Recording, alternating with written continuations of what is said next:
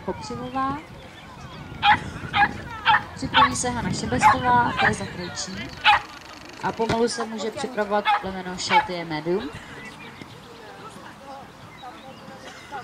Jana Kopřivová běží ze 3. místa. Z 1. kola si přináší 5,73 trestních bodů.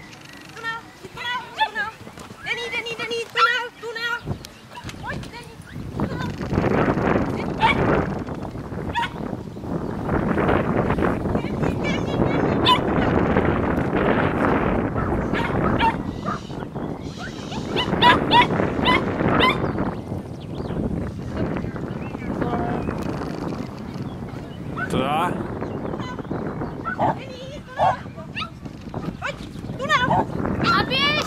Běž! Pojď! Yes!